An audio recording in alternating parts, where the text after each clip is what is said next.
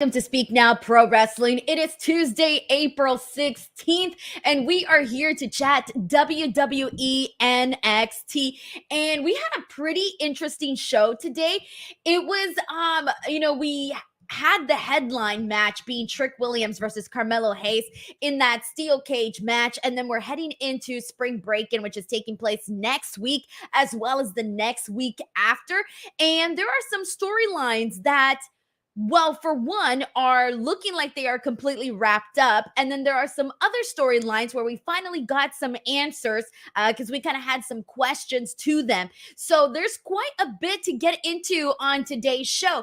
There were two matches on today's card where I did not like what ended up happening at the end, and I can't wait to get into those two here. But we had some good stuff, though, overall. I actually can't wait to get into this episode of NXT. But before we get started with all of that, I want to thank everybody who is here right now and let you guys all know that this channel has officially surpassed 150,000 subscribers. So thank you so much to everybody here who supports this channel. I think now I'm super close to actually hitting 153,000. So WrestleMania content has done very well here on the channel. I'm so stoked about that. This weekend on Sunday, I will be flying out to St. Louis and I will be at AEW Dynasty. So there is going to be tons of AEW content coming to you this week. So overall, just keeping the content coming here on the channel and hopefully getting to that 200K mark by the end of the year. And I say hopefully with a capital HOPEWFULLY. I don't know why I'm thinking of a W right now. You know why I'm thinking of a W? Because I'm trying to get the freaking win here. Anyways, I'm very tired today because I got a lot of sun today. So there you go. That's what's going on. Got a lot of sun today. All right, we got some super chats to get into, guys. Sheldon Jackson here sends in 5 DWO memberships. Thank you so much, Sheldon. I appreciate that so freaking much. He also sends in a super chat saying, your fact of the week. Here we go. I ask for these all the time. Your fact of the week. A member of the Shield was a world champion for 1,499 days, starting with Mox at AEW Revolution 2020 and ending at WrestleMania 40 Night 2. Then Mox becomes IWGP World Champion 5 days later. So we saw not only Roman Reigns, obviously, as champion, but we also saw Jon Moxley as champion and Seth Rollins as champion. Damn, the freaking Shield out here making sure that they leave their mark in the pro wrestling business. Sheldon, thank you so much, as always, for the fun facts. We got Stephen Marchulli here who says that Tatum Paxley says, wow, I cannot talk today. Tatum Paxley segment of the show. Dude, it was honestly one of my favorite parts of the show. I cannot wait to talk about Tatum. We got Steven here who says, I see Roxanne cheating and sneaking in and getting the pin in the women's triple threat match next week. I missed the Raw watch-alongs already. I know. I'm still posting reactions, by the way. If for those of you who want to see reactions, I still post reactions over on Instagram. So it's a little bit easier to do because it's just easier to film my reactions as I'm watching the show, but it's easier because when I edit them, I already have the video up on the stream. So when I was doing my live watch-alongs on YouTube, I couldn't show the Raw broadcast. And so I had to take forever to edit the video, to sync up the video, which was a goddamn nightmare, guys. I hated trying to sync my reactions to the video. It was horrible. I hated having to do that. And so now I basically have the video up. So when I actually edit the little shorts together, it's so much easier to share my reaction. So I have found that doing it the way that I'm doing it now is a lot easier for shorts and clips and stuff like that. But of course, I do miss doing the watch-alongs, but I'll be doing sporadic ones as well. Sam Boone says, will you do live streamings of the WWE draft on April 26th and 29th? Well, I know a lot of people have been wanting that, so I'm definitely considering it. I'll probably make an official announcement if I do decide to do it, probably after Dynasty, because right now my brain is just not in WWE draft mode. So once we get to the week of, then I will make an announcement on Twitter as to whether or not I'm doing a watch along for that. But since a lot of people have been asking, then I think I should probably do it. So it's a good thing that people are asking. We have Jay Stone here who says, shout out to Javon Evans, the young OG. Pleasant surprise to see HBK give him the opportunity against Ilya. I feel like that was Ilya's best match in a while, and Lola keeps getting better every week. So Javon Evans versus Ilya Dragunov, which we'll get to in just a second, ended up being a really fun match. The crowd was super into it. This was awesome chants. And because like nobody expected this match either. Like nobody went into today's episode of NXT thinking that we were going to see 19-year-old Javon Evans go out there and wrestle Ilya Dragunov. But because, again, like Ilya, like that's the thing about Ilya. We just want to see him wrestle and wrestle whoever, right? And wrestling this young kid who literally, this was his second match on NXT.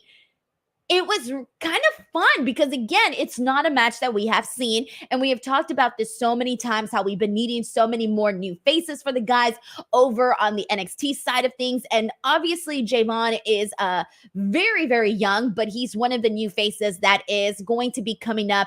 And from the looks of it, he's gotten a really good start on the NXT brand. So we'll talk more about that in a second. And apologies to everybody. My head is just in a bunch of different places today.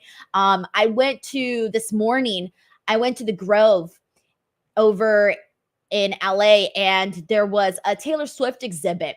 But damn, I got so much freaking sun being there. And I'm sure most of you have had this experience, but when you get a lot of sun, it makes you so freaking tired. And so I like got so much freaking sun, it's got into my head and I can feel it because I'm like, damn, I'm tired, I'm exhausted, what the hell is going on? So if you have felt that way before, you know exactly what I'm feeling right now. So I kind of regret getting as much sun as I did. It was a hot day today. But anyways, Stas Greider says, sorry to hear about your 99-cent store closing. So by the way, that 99-cent store is so close to my house. I used to cross the street and literally go and just like buy like little random stuff, right?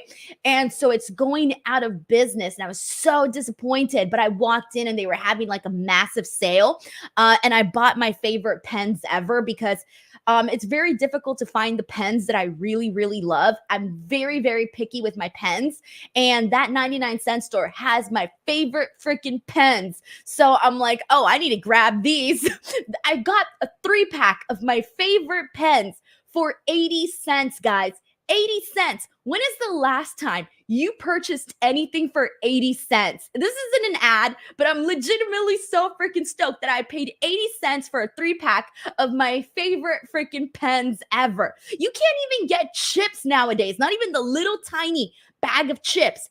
I'm talking the little tiny ones. You can't even get those for 80 cents nowadays. Damn, I don't even know if you can get gum for 80 cents anymore. So the fact that I was able to get a 3-pack of my favorite freaking pens for 80 cents was like the most amazing thing that's ever happened to me at all. And thank you. A lot of people know about the sun exhaustion. Yeah, I'm definitely feeling it today. So that's why I'm a little bit all over the place. But let's get to the show, guys. Let's get to NXT. And I might as well kick things off with the steel cage match since that's what closed out the show. We had Trick Williams versus Carmelo Hayes.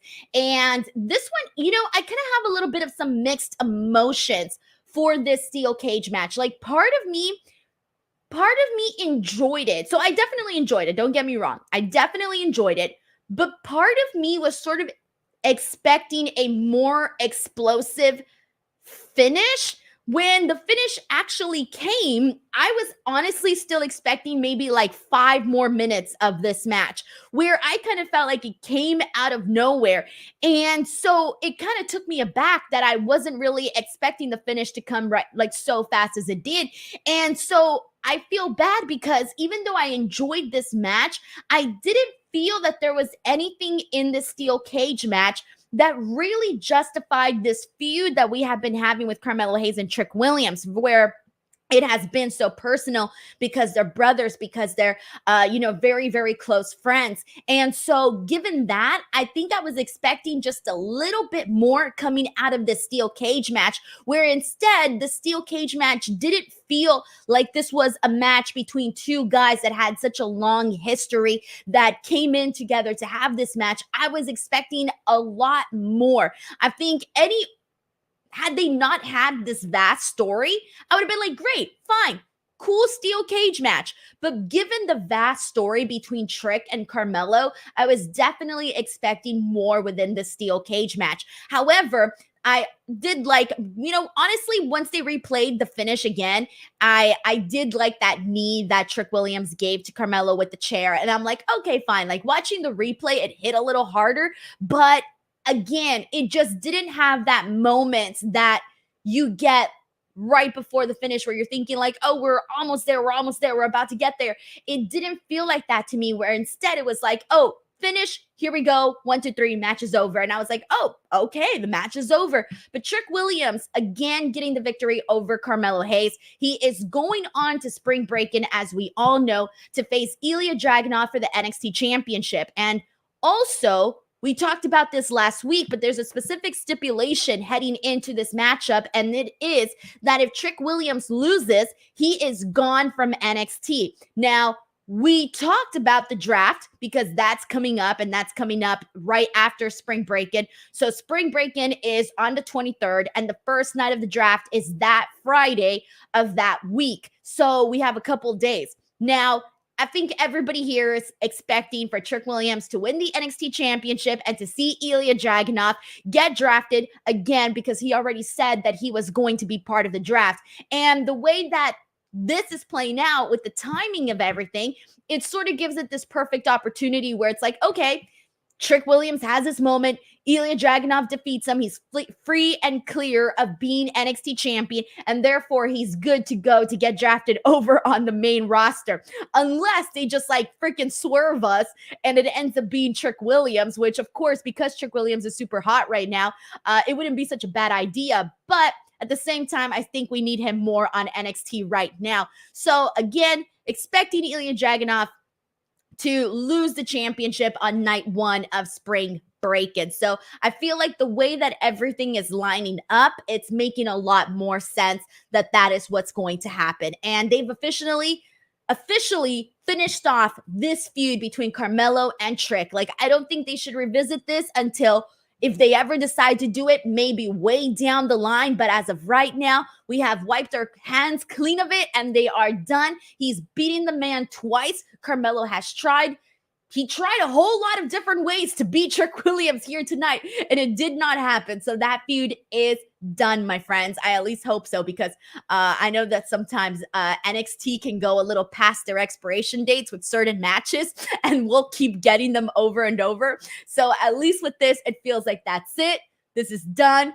But once Trick Williams becomes champion, and if Carmelo Hayes is still on the brand, it's going to feel a little weird. So part of me hopes that Carmelo Hayes also gets drafted. That way he moves on to a whole other universe over on the main roster, and Trick Williams can do his thing as NXT champion without these distractions. Because if Carmelo Hayes remains on the NXT brand and Trick Williams wins the title, we're all going to want to see, okay, well, how is Carmelo Hayes going to react to now seeing this guy as NXT champion? Because that has been the whole thing. He's been jealous of him. That's been the whole story, that he has been jealous of Trick Williams. So now when he actually sees Trick Williams with the gold, so part of me kind of hopes that we do see Carmelo Hayes get drafted over to Raw or SmackDown. And we've seen him have a couple of SmackDown matches, and I think he's done everything he could over on NXT. It will be a huge loss for NXT, but I think the time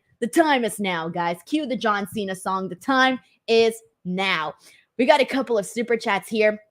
This is from, I can't wait for this. Sheldon Jackson says, also, oh no, he says, also, JC Jane, I tried, but I'm officially all out on her couch. I don't know what she's doing at all, but Gigi and Ariana Grace, I'm intrigued by.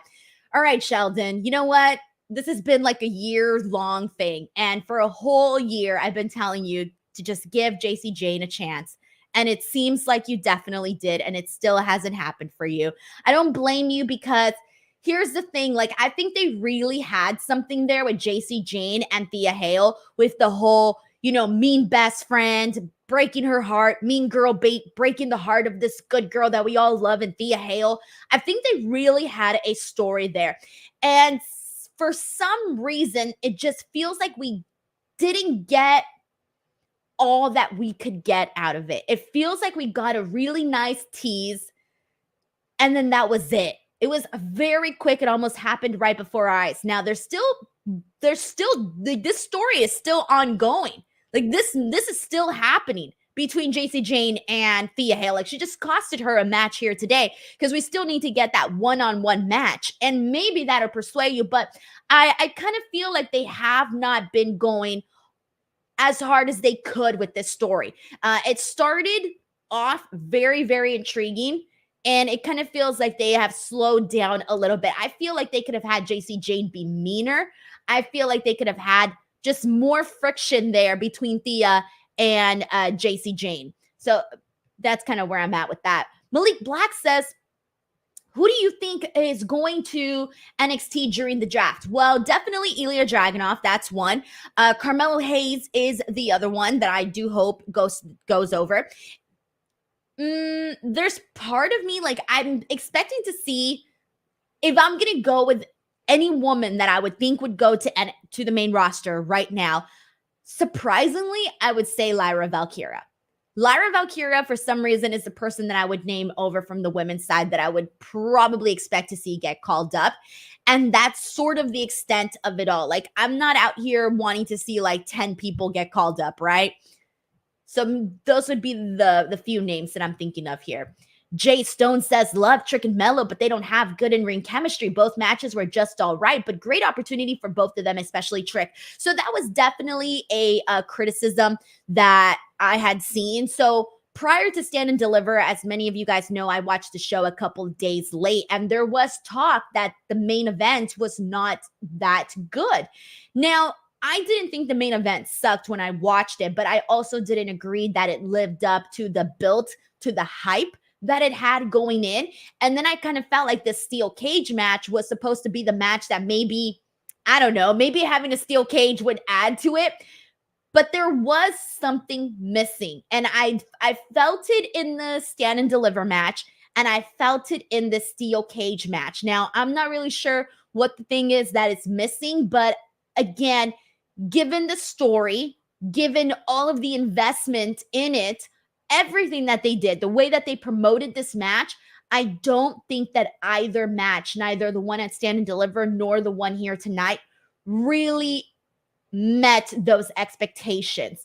Again, not bad, but because of the build, it just wasn't as strong as I think it should have been, or most of us probably expected it to be.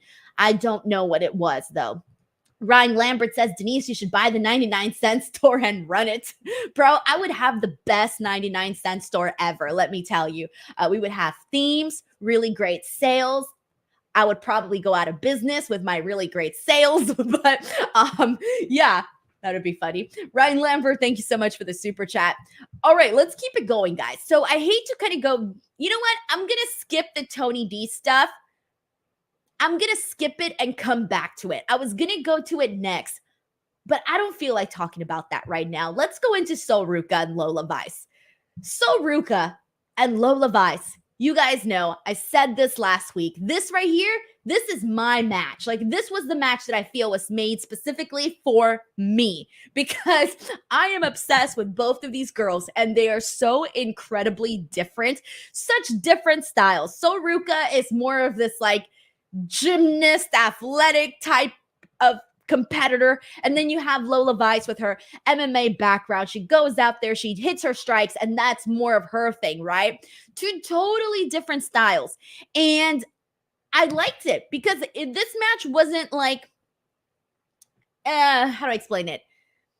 Both of these girls, it was interesting because both of these girls really, I didn't know who was going to win. Like, I really felt like it could have gone any direction because both of them are sort of doing different stories, and this kind of helped both of their stories out, which I did like.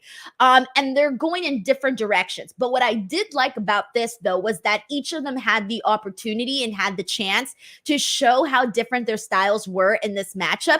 And if it wasn't for the interference from Blair Davenport, who knows what the outcome would have came about here. So I felt like this match was really, again, it was not so much about Sol Ruca versus Lola Vice. It was more so about the stories that these girls are both doing separately.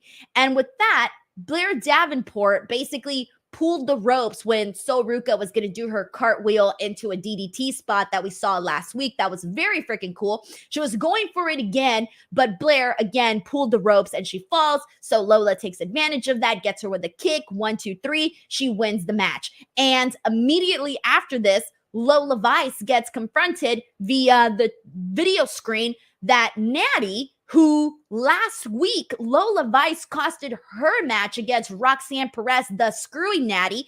And so Natty comes on the screen and she tells her, like, we're going to put this to test and we're going to put this on this is going to be essentially on your turf. And so they're going to do the first ever women's NXT underground match. Now, I'm conflicted, guys, because I have not enjoyed any of the underground matches that we've seen. Not the ones on Raw, not the ones on NXT. They have not been a hit for me. So part of me is thinking like, oh, when Natty announced NXT Underground, I know everybody was like, yay, NXT Underground. My first thought was, damn, I don't want to see that.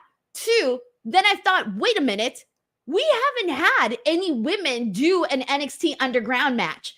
And that's when I started thinking, maybe you might actually enjoy this. Because again, we've talked so much about the presentation of the women on NXT. I don't got to get into that again.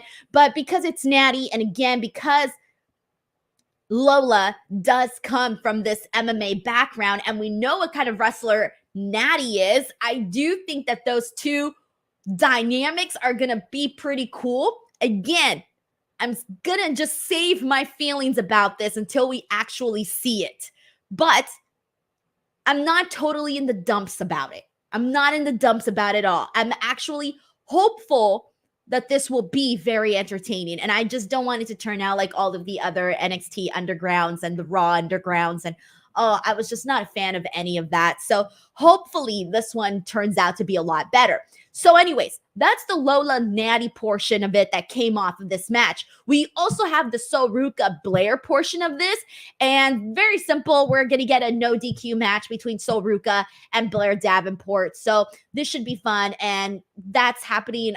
I think that's happening on Spring Break. And I think they announced it already, but whatever. I'm assuming that's happening at NXT Spring Break. And that one there. So again, this wasn't so much Soruka versus Lola Vice. This was more so just to carry both of their stories forward again in these different directions. Because again, both Soruka and Lola Vice are in the climbing phase of their NXT career. So anyways, I was still a fan because I'm rooting for both of them. So I was kind of happy that things worked out for both of them.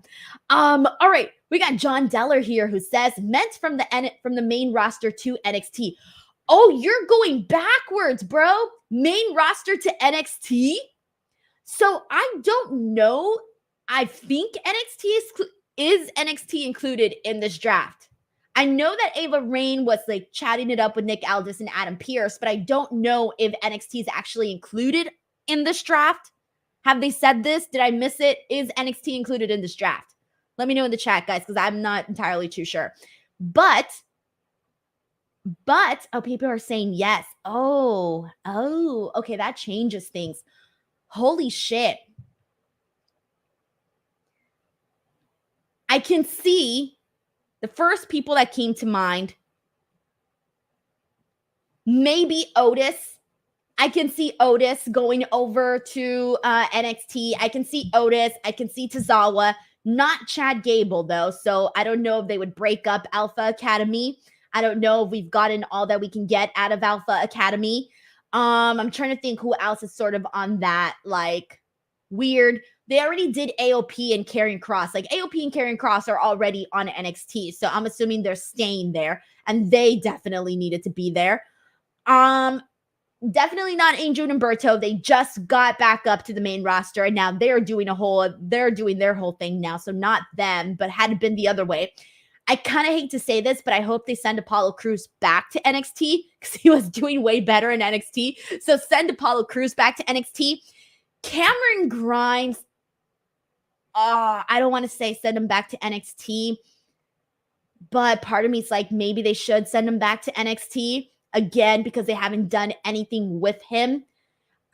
There's also Ashanti the Adonis. I can see them sending him over to NXT. I would say Indy Hartwell, Candice LeRae, back to NXT. Maxine Dupree, NXT. There's quite a few that I would say over back to NXT. That's where I'm at on that one there, guys. Odyssey Jones, I don't even know where they're having Odyssey Jones. Like, what's Odyssey Jones up to? He got drafted, didn't he? Or is he injured? I don't even know anymore, guys. Oh my God. I'm trying to think of who else would be another one. Cedric. Yeah, Cedric I would have over on the NXT side of things. Nikki Cross. Nikki Cross would be phenomenal back on NXT. Obviously, she's had a long history in NXT, but she's another one. Michin.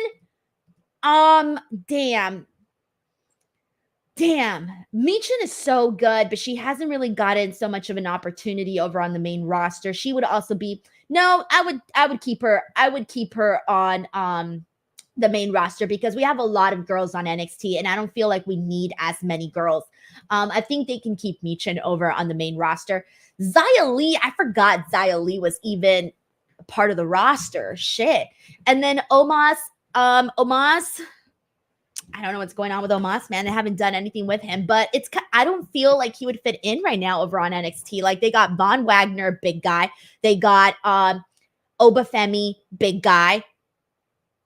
They got AOP, two big guys. I feel like they don't need more big guys over on NXT, but there we go. That's where we're at with that. Anyways, thank you so much for sending in that super chat. We got Tim Weinerger Jr. in the house who says, in my opinion, Trick needs to stay in NXT. He needs more work on his in-ring. I definitely think he's staying in NXT. Yes, I definitely think he's staying there, and he will get more experience as champion, having these championship main event type matches, as well as leading the brand. So he's basically going to get like thrown in there the second he wins that NXT championship. But again, he is connecting with the crowd. Also, Pierre here says, give me Nikki versus Tatum. Yo, I like where your mind is going. I'm actually here for that. Tony also brings up Wendy Chu. I don't know how much longer Wendy Chu is going to be out for. I have no idea what's going on with Wendy Chu. Miss her. Don't care where we see her as long as we see her back at some point. Jinder Mahal, guys. Jinder, he was on NXT for a bit, and then he went back to the main roster. Oh man, I give up on some of these people. I just don't know anymore. All right, so let's press on from here because we got to get into some more items here. All right, let me go back to the Tony D stuff. All right. Oh God. Damn it, guys. I'm not feeling this one. That's why I wanted to skip it. I wanted to skip this one. I really did, because I'm feeling sort of out of the loop here with the family and the No Quarter Catch crew. Now, I'm just going to be real. I am not a fan of the No Quarter Catch crew because they haven't done anything to make me a fan yet. I've given them a chance. I'm like Sheldon Jackson out here giving people chances. I gave the No Quarter crew a chance, but they haven't won me over just yet. I want to see them. And I say this, I'm going to say it again. Damon Kemp, to me, feels like a hidden gem. I think he's a hidden gem based on the brief period that we got to see of him sort of doing his own thing. He might not be fully polished. Okay, I get it. It's developmental. But it feels like right now, him being part of the No Quarter Catch crew is sort of like just holding him down. And I feel like they could sort of explore him again as a singles competitor. And that's what I'm more so interested. Every time I see the No Quarter Catch crew, that is the first thing that comes into my head, where I'm like, we're just like trapping Damon Kemp and all of this. Let's have him return back to singles competition. But anyways, so the No Quarter Catch crew, apparently the family helped them out. I don't even remember this, guys. And I watched the weekly programming. I don't even know what we're talking about anymore. I don't get this storyline. I'm sort of I feel like a little bit out of the loop with this specific storyline. But they did a favor for them. Someone please remind me what the hell that favor was. They did a favor for them. They literally are not seen eye to eye, though, even though apparently this favor was done. And Charlie gets in his face, calls Tony D a scumbag, and this leads to them both teams fighting it out.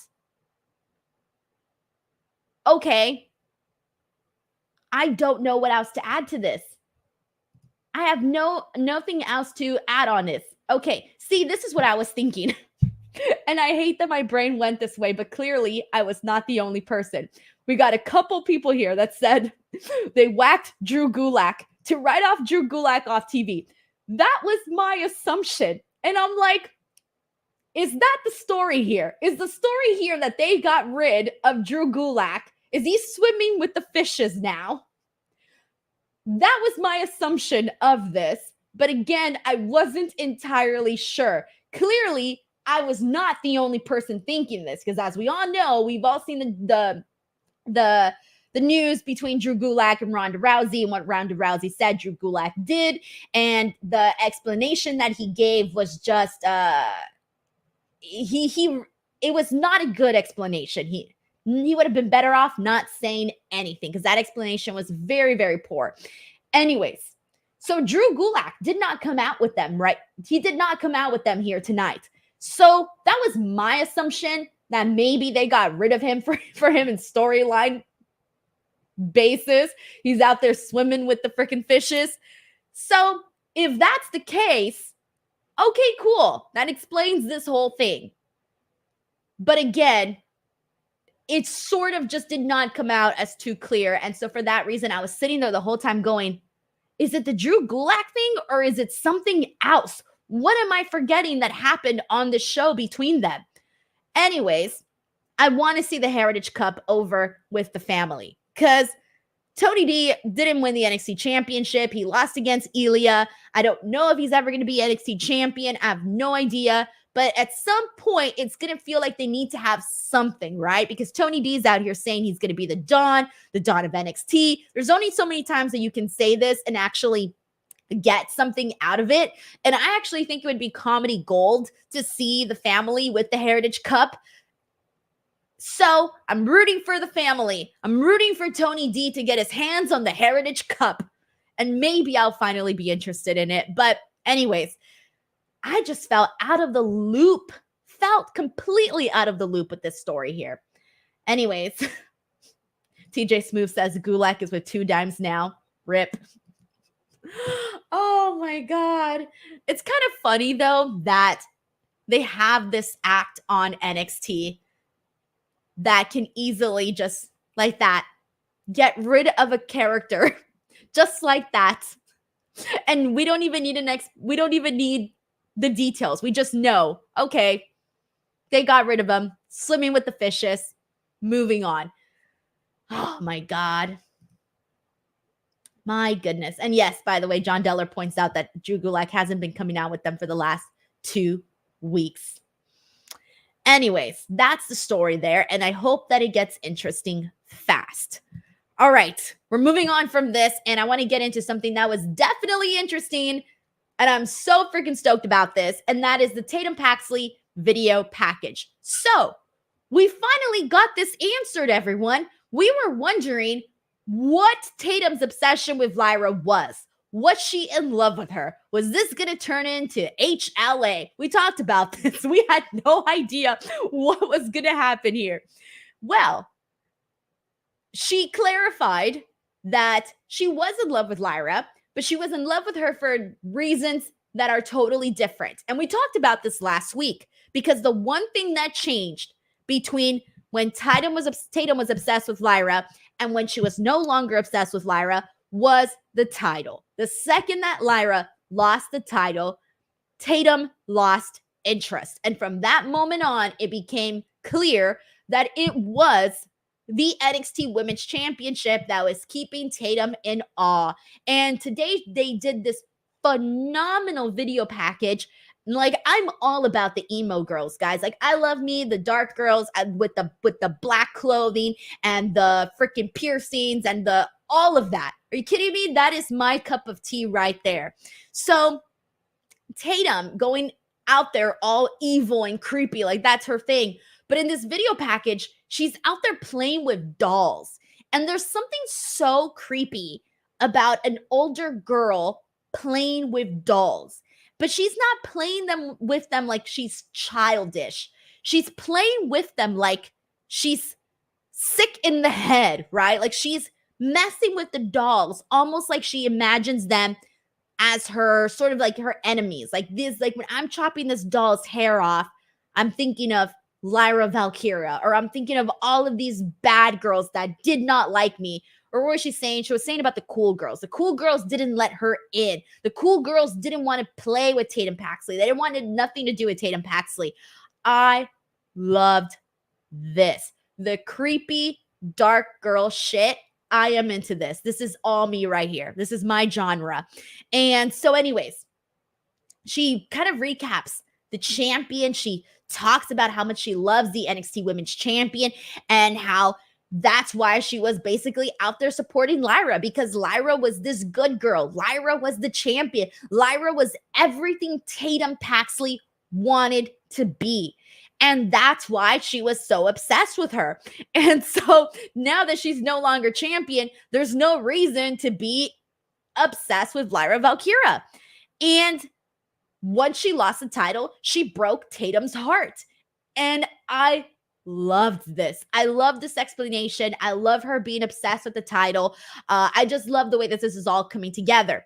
So we learned, by the way, we learned this later on, but I'll just mention it now, is that we are going to be getting a triple threat match. We're getting a triple threat match between Tatum Paxley, Roxanne Perez, and Lyra Valkyria at Spring Break-In for the NXT Championship. Now, this should be fun.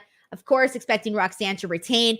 I think Tatum Paxley and Lyra are going to basically be freaking the ones going at it the most with each other in this match, and that's going to allow Roxanne to essentially, reap the benefits of that. So, this was so good, guys. And Tatum just being obsessed with the belt. Oh, I love that so much. But I might as well get into the portion with what happened there with Thea Hale and Tatum Paxley, because Tatum Paxley had a match against Thea Hale. And she ends up winning this match because Jasmine Nix and JC Jane get involved. JC Jane comes out and sweeps the leg of Thea Hale. The referee doesn't see it, so Tatum's able to capitalize on that and get the victory. Cool. So she wins this match. But after she wins this match, she's attacked by Lyra Valkyria. Now, here's what I like about Lyra and what we've been seeing from her ever since she lost the title. What I love about her since she lost the title is that she's sort of been this mad woman, like this loose cannon. Like all of a sudden, like, remember when Roxanne was the angry one? Roxanne was the angry one heading in to Stand and Deliver. She was angry because she didn't have that championship. Now Lyra is the one that's getting ugly and angry and wanting to fight people when she has one arm. And now she's going out there and attacking Tatum because she's pissed. And we haven't seen this side of Lyra before. When she was champion, she was this dignified champion. She was so poised and, oh, I'm the champion and I bring honor and respect to this bout. Well, now that she's not champion, she is pissed and she's angry at the people that screwed her. Not in the same way that Roxanne was, but in her own way. So I love what we're seeing there with Tatum and Lyra and how this is all going into the triple threat match at Spring Break-In. And there's really not much else to add about Thea Hale and JC Jane and Jasmine Nix that we've already spoken about, but she's back on good terms with Andre Chase. That's what we need to know. And then secondly, we're still seeing this continue between JC and Thea, which again makes sense because we have not had that one-on-one match. But like I said earlier, it did feel like they kind of slowed down a little bit with the story, where I do think that I think JC Jane could be meaner. That's what I'm going to say. JC Jane can be meaner to Thea Hale, and Thea Hale can be like, the way she is. But anyways, that's what we saw with the women's title picture on that end of things. All right. So, Let's see what we got here. We got Tim Weinerger Jr. who says, sounds like the family took out Gulak. Yeah, that's the only thing that would make sense here. Malik Black says, Tatum nothing but a gold digger for the title. It's true. She's a gold digger. I literally wrote that down in my notes. I thought of the same exact joke. She's a gold digger in like the literal sense of being a gold digger. Yes. Steven says, who does Roxanne feud with after the triple threat? Oh, she's got so many options. I think it should be Fallon. I'm rooting for Fallon a whole lot. She's such a good baby face. I think it should be Fallon. Fallon's one. She can also, I would like to see Gigi Dolan at some point, especially with whatever comes off of this whole Ariana Grace thing. And we might as well get into that, by the way. This was very fun. This was so much fun. So this is basically, as we've been knowing for the last couple of weeks, Ariana has sort of wanted to give Georgina, that's what she's calling her, Georgina. She's been wanting to give Georgina this pageant queen makeover. And she wants to make her into a lady. She doesn't like her with all that dark stuff and that makeup and piercings and the way she dresses, right? She doesn't like it. And so Ariana is taking her to become this pageant queen. And she takes her dress shopping today. And she picks this like really ugly green dress. And nice, decent color, but the dress was just very ugly. Like it was not cute. And she gives it to Gigi. Gigi goes into the dressing room and she shimmies it up and she comes out and she completely remade the dress and she made it very edgy, very cool. And basically Ariana's like appalled by this and she still ends up having to pay for the dress. And so I think this is going to turn into this like lovable story. I don't know, but Ariana is comedy gold, guys. She is making what could honestly be a stinker into something very, very enjoyable to see. I think she just gets it. She honestly gets it. She's so much fun. And Gigi, this is bringing so much to Gigi Dolan because that's been another person that a lot of people have been asking over the past couple of months, like, what's going on with Gigi? We haven't seen anything with her. And I'm like, I don't know. Nothing's happened. Like, I don't know what to tell you guys. Like, they've sort of explored different things with her. She went from toxic attraction to basically feuding with JC, having her story about her home life as part of the story. And then from there, we just didn't see anything at all. And she was just kind of on the show, but she wasn't no longer featured as much anymore. And so now this whole thing with her and Ariana, because they're so polar opposite, it's sort of bringing this new life to Gigi, where all of a sudden it's like, I'm intrigued. I'm intrigued as to, is Gigi going to change? Or is she gonna, further embrace who she is? Like, what's going to happen here with the story? Like, is she going to change? Is she not going to change? Are her and Ariana going to end up hating each other's guts, or are they going to become this odd couple best friend? Part of me wants them to become this odd couple best friend. I'm sort of more interested in seeing them have this friendship because they're so freaking different. And I kind of want to see what that would look like. I feel like throughout the years in pro wrestling, we've seen a lot of odd couples as tag teams, and sometimes it just works. Sometimes people just have a chemistry together, even if they're so different. And right now, it's clicking with Ariana and Gigi. It really is clicking. And I think that they can pursue that a little bit further until, they find something else for Gigi and Ariana to do. But for the meantime, I don't think it hurts for them to do this. Plus, also, I almost wanted that with Fallon and Tiffany Stratton. Remember when they were doing that whole thing where Fallon was the farm girl and Tiffany Stratton was the city girl, and she was out there working in her farm? Part of me wanted to see them become friends too, because again, so different. And we didn't get that. So now I'm kind of hoping for it with Gigi and Ariana. So I'm looking forward to that a whole freaking lot. That's fun stuff, man. Yeah, Zeno Hour says the same thing. They're going to become a beloved odd couple tag team. I love it. Such good stuff there. All right, so let's go ahead and get into some of these other topics that we haven't touched on. Noam Dar versus Dijak. This was one of the matches that I did not like the way that it ended, because Dijak right now has a lot going for him. I've said this before. I'll say it again. Right now, he has become one of the most interesting dudes on the roster besides Trick Williams and Carmelo and Ilya. Dijak has sort of climbed up those rankings in terms of just being interesting on the show. And I will say this, and if you guys think of somebody else, please let me know in the comments. But off the top of my head, it feels like Dijak has had the very best main roster to NXT experience. I think Dijak has honestly had the best. Like, he's gone out there and made himself different again, made himself interesting, made people care about him.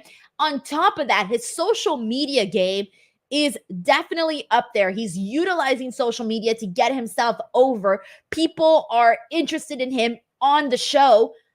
I'm trying to think if there's somebody else that had a better main roster to NXT journey. I don't know. I don't think so. Is he really calling people dijaculators? Is he really calling people dijaculators? I had not seen that. If that is true, that is hilarious. That's amazing. Someone points out Mandy Rose, and yes, I did think Mandy. Mandy was the other person that I was thinking of. Again, but for the guys, for sure, Dijak. For sure, Dijak for the guys. For sure, for the women, Mandy. Unfortunately, because of the way things turned out, it is what it is. But honestly, they're not even Baron Corbin. Baron Corbin, I would put him second. Baron Corbin, NXT has done so much better for him, right? But I do think that Dijak has had a better go at it, especially, again, because of the way he's utilized social media. Dijaculators. I can't. I am now considering myself a dijaculator. All right, so without that being said, what I wanted to get at with this whole thing was that I thought Dijak should have won this match. I feel like they have something here. I did not think that Noam Dar should have defeated Dijak. I mentioned all of those positives right now by Dijak, but he's also coming off of that really awesome match at Stand and Deliver, which was the best match on the card. I'm sorry. This needed to be Dijak for the win here. But anyways, and I had a feeling, by the way, that they were going to have Noam Dar win. I had a freaking feeling. Part of me was like, no, I don't think they'll do it. But I had a feeling, and they went with that. So it was what it was. Of course, he had some help. By the way, he did have some help, and he won this match. But I thought it was the wrong call to have Dijak lose. But whatever. All right, so another wrong call. This is the other wrong call that I did not like. Ridge Holland versus Joaquin Wilde. Damn. I'm sorry. Like, I'm trying so hard to get into this Ridge Holland storyline. I'm not feeling it. I feel like they're trying to make you feel sorry for him. And in that way, you have to root for him. And I don't want to root for someone that I'm supposed to be feeling sorry for. And so for that reason, I'm just not giving a damn about the Ridge Holland story. Now, here's the thing. Joaquin Wilde, I've said this, has been freaking killing it. The LWO has been doing everything in their power to get some good attention, to get some good buzz. Joaquin Wilde has been going out there and being so damn impressive, but they had him go out there, make the match interesting, and then lose. Just lose. And I knew that's what it was going to be. Everyone knew that's what it was going to be, but sometimes I just don't want it to be that way. Sometimes you're just more interested in the other guy, and that's kind of how I felt. So I kind of thought it was a little lame to have Joaquin Wilde lose, but that was his role in that match, and that's what I knew his role was going to be in that match, and I knew it going into it. I knew it was going to happen, and still it bummed me out. Joaquin Wilde did very good in that match, by the way. I want to point that out. There are some good moments there. All right, moving on from this. We had AOP versus Malik Blade and Idris Anofi. This one was another one that everybody watching knew how it was going to play out. But in this case, it worked out. Why? Because let's be real, guys. AOP, the Final Testament. They need a saving grace, guys. And NXT could be that saving grace for them.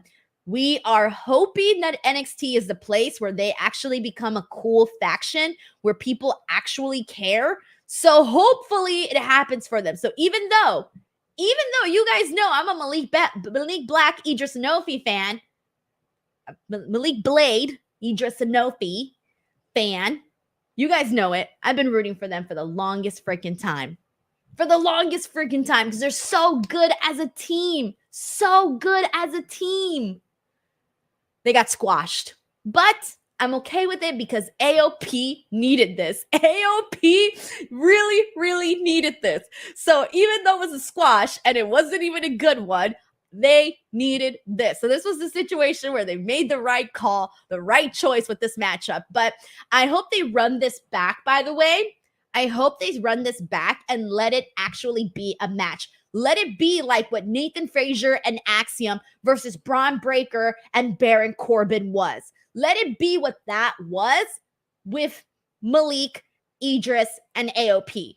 Please let it happen. We'll see. Oh, man.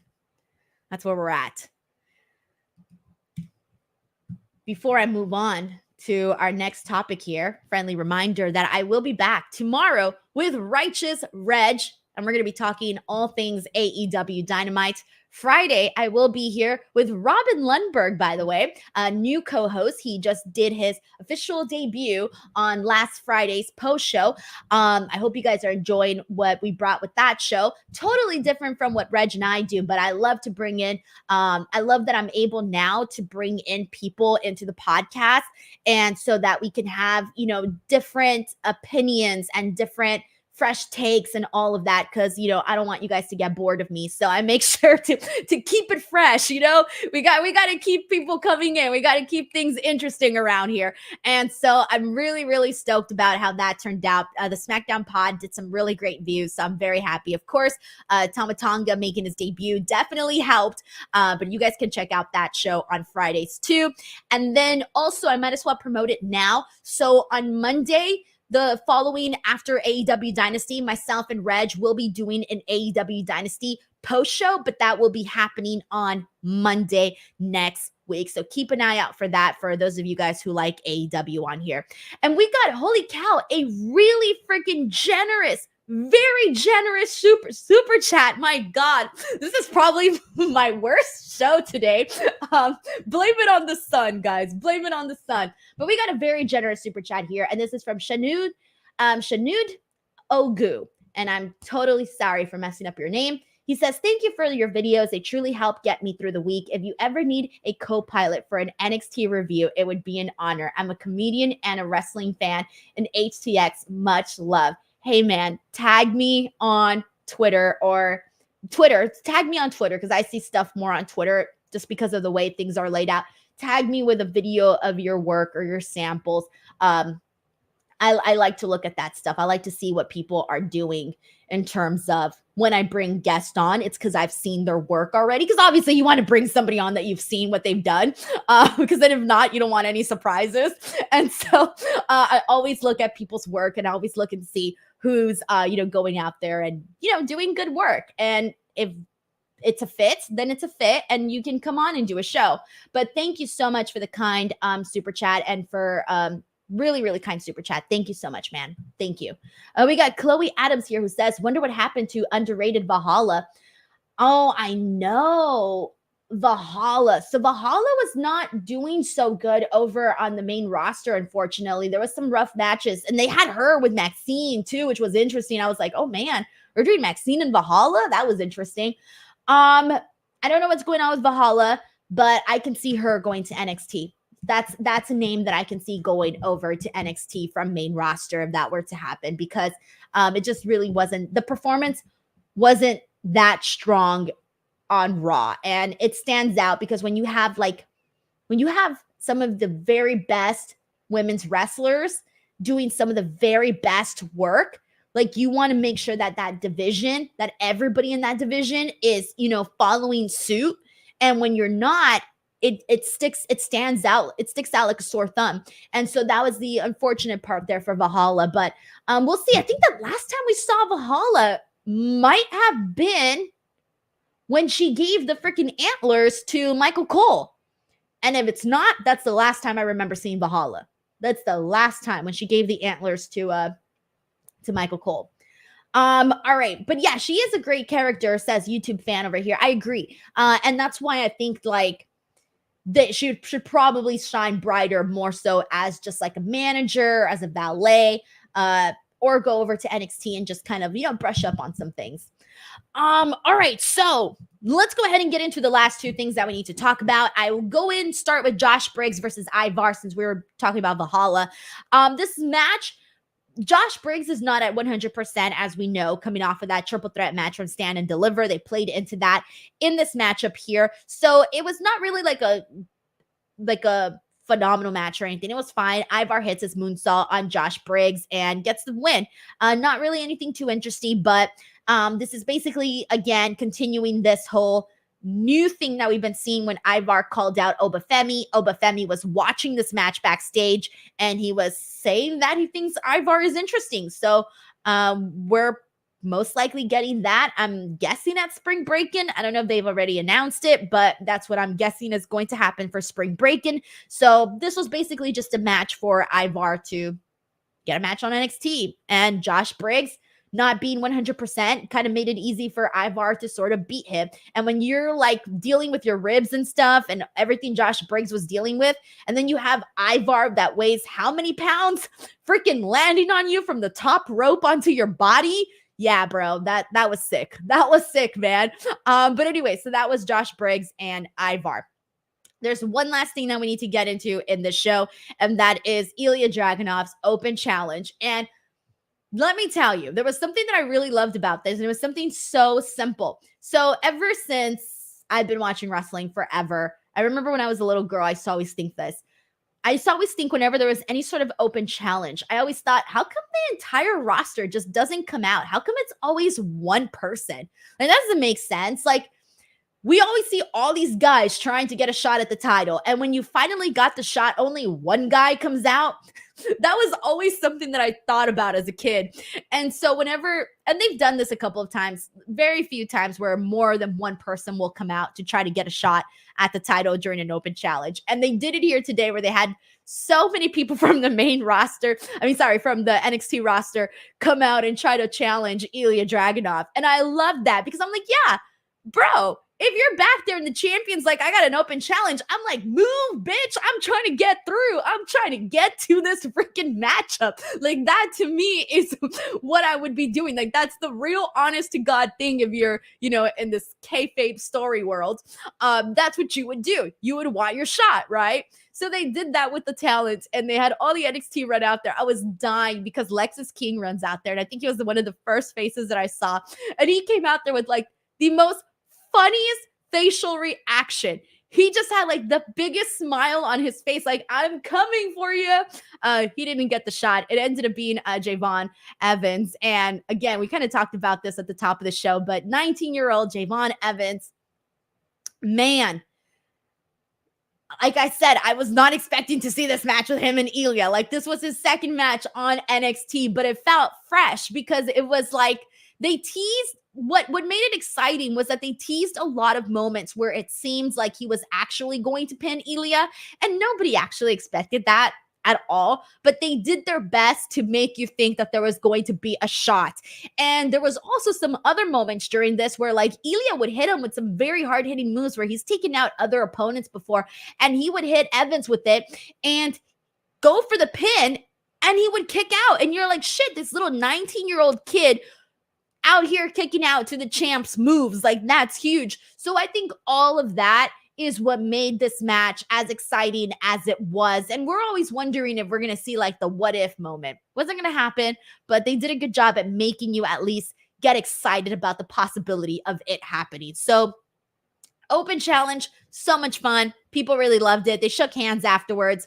good stuff. It's looking like a good start for this young kid over on NXT. So love it. And yeah, they're calling him Young OG. I love it. All right, so that's where we're at with all of this, everyone.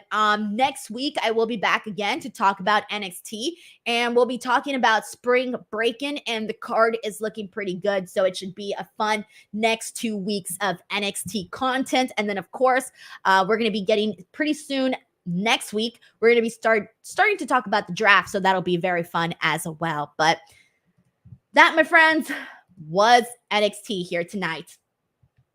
I want to thank everybody for coming on today to listen to the podcast, to watch the video, listen on the audio, whatever it is that you do. Before I go, if you haven't had the chance yet, guys, and you enjoyed these podcasts, maybe not this one, all the other ones that I did. If you enjoyed all the other ones, not this one, the other ones, you are more than welcome to send a review over on Apple Podcasts. I'm still trying to get some more reviews on there. If you're on Spotify, you can also leave a review on Spotify. That one's only a star rating. So if you just want to do something simple and give a star rating, you can do that on Spotify. If you want to actually leave like a message or anything, you have to download the Apple Podcast app and find the podcast there.